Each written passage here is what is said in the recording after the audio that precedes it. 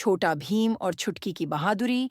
ढोलकपुर गांव में छोटा भीम और उसकी सबसे प्यारी दोस्त छुटकी हमेशा साथ साथ रहते थे। वे दोनों अच्छे दोस्त थे और गांव के लोगों की मदद करने के लिए हमेशा तैयार रहते थे। एक दिन ढोलकपुर में एक बहुत बड़ा मेला लगा। सारे गांव वाले मेले का आनंद लेने पहुंचे। भीम, छुटकी, राजू, जग्गू और कालियां भी मेले में आए। सब कुछ बहुत मजेदार चल रहा था, लेकिन तभी गांव के पास स्थित घने जंगल से एक खबर आई कि एक खतरनाक दानव जंगल में आ गया है। वह दानव गांव के जानवरों को पकड़कर ले जा रहा था। गांव वाले बहुत डर गए और मेले की खुशी एकदम से चिंता में बदल गई।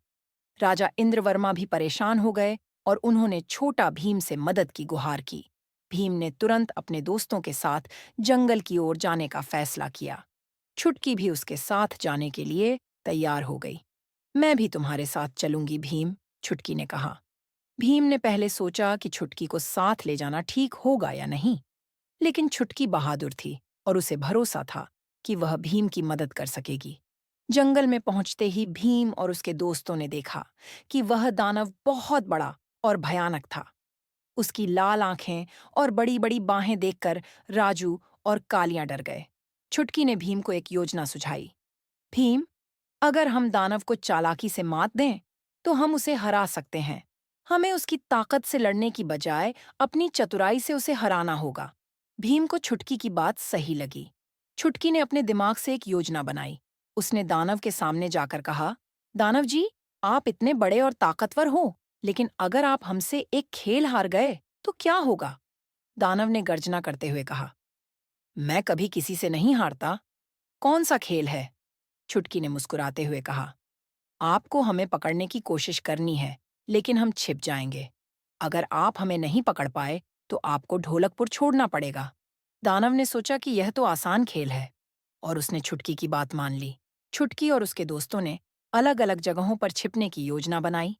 भीम ने बड़े-बड़े पेड़ों के पीछे अपनी टोली को छिपने के लिए कहा, और छुटकी खुद एक गुफा के पास जाकर छिप गई। दानव ने उन्हें ढूंढने की कोशिश की, लेकिन वह छोटा भीम और छुटकी की चालाकी को समझ नहीं पाया।